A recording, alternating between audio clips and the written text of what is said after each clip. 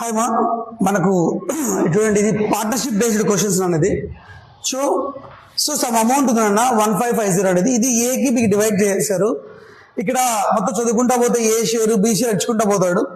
ఇక్కడ బేసికల్ గా క్వశ్చన్ అంటే ఇప్పుడు ఏకి ఎంత రిసీవ్ క్వశ్చన్ అవుతుంది మా what is the receiving by the A. ఇక్కడ తీసుకుంటే మనం చూడండి ఇక్కడ 1550 ఉంది 2570 ఇదంతా వద్దు. రేషియో చూసుకోండి మా రేషియోని 2:3 రేషియో ఉండాలి. 2:3 రేషియో ఇక్కడ క్వశ్చన్ అడిగాడు ఏ అడిగాడు అంటే ఈ రేషియో ఏ సంబంధించినట్టే కదా. ఫర్ ఎగ్జాంపుల్ 255 ఏ రేషియో అంటే ఏ రేషియో ఎంతనా 2 పార్ట్స్.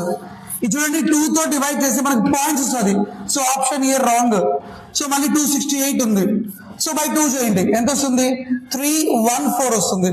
ఇది 1 పార్ట్ వాల్యూ 1 పార్ట్ 314 వాల్యూ. ఇది మనకి ఎన్ని పార్ట్స్ ఉన్నాయి 5 పార్ట్స్ ఉన్నాయి. సో 314 ఇంటూ 5 చేస్తే 1570 వస్తుంది అన్న. అంటే ఆప్షన్ ఇక్కడే దొరికిపోయింది మనకి. So option B is right option. ఒక పార్ట్ వాల్యూ తీసుకున్నాము దాని ఇంటూ 5 కొట్టాము 15 ఎంత టోటల్ వాల్యూ ఎంత 1570. ఇది నన్ను చేసే మెథడ్.